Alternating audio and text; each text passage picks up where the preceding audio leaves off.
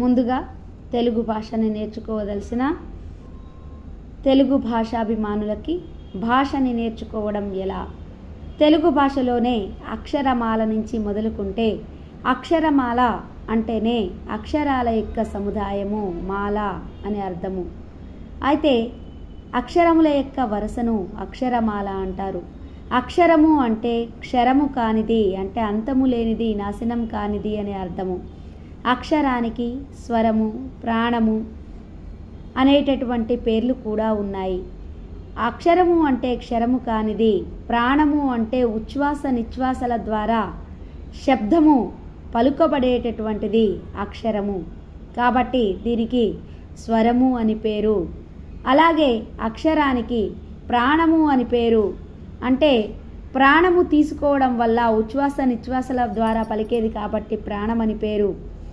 అక్షరాన్ని స్వరపీఠిక ద్వారా పలుకుతాము కాబట్టి అక్షరానికి స్వరము అని ప్రాణము అర్థము. అలాగే అక్షరానికి భాషకు ప్రాణమైనటువంటివి అక్షరాలు. ఇక తెలుగు భాషలో మొత్తం 56 అక్షరాలతో విలాసిల్లుతున్నది. ప్రపంచంలోనే సుదీర్ఘమైన ఎక్కువ అక్షరాలు కలిగినటువంటి భాష తెలుగు భాష. ఆ తెలుగు భాషలో మొదటిగా ఉన్నటువంటి 16 అచ్చులు, ఆ తరువాత ఉన్నటువంటి 38 హల్లులు, వీటికే వ్యంజనాలని పేరు. ఇక ఈ యొక్క భాషకు ప్రాణమైనటువంటి అక్షరాలకే స్వరములు అనేటటువంటి పేరు కూడా ఉందని చెప్పాము. అంటే స్వరపీఠిక ద్వారా వివిధమైనటువంటి శబ్దాలను పలకడం ద్వారా ఆకృతిని, రూపాన్ని ఏర్పరచుకునేవే అక్షరాలు. అందుకే వీటికి వర్ణాలని పేరు. ఒకసారి అచ్చులలో ఉన్నటువంటి ఈ 16 అక్షరాలని పలికి చూద్దాం.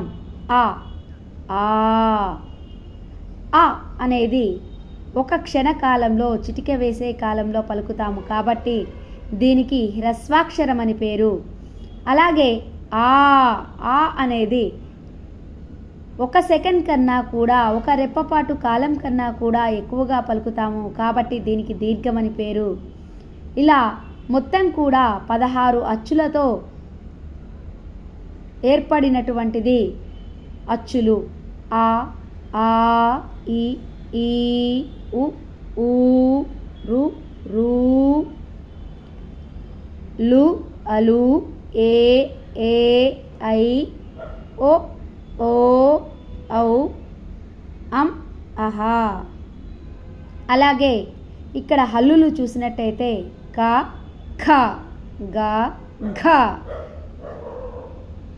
ఞ చ ఛ జ జ జ ఇని ట ఠ డ ఢ అణ త థ ద ధ న ప ఫ బ భ మ య ర ల వ షే ష స హ హళ అక్ష బండిర. ఈ విధంగా అక్షరాలని పలికేటటువంటి విధానము. ఇక ఉభయాక్షరాలు అని వీటికి పేరు. ఉభయాక్షరాలు ఏవి అనగా ఉభయాక్షరాలలో సున్నా, అరసున్న, విసర్గ అని ఈ మూడింటికి కూడా ఉభయాక్షరాలని పేరు. అంటే ఇవి ఉభయులు. ఎందుకు అంటే అచ్చులలో ఉంటాయి.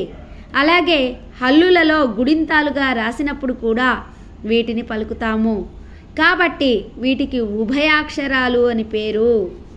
ఇక అచ్చులలో ఉన్నటువంటి విభాగాలలో హ్రస్వాలు, దీర్ఘాలు ఏకమాత్రా కాలంలో పలికేటటువంటి అక్షరాలకి హ్రస్వాలని పేరు.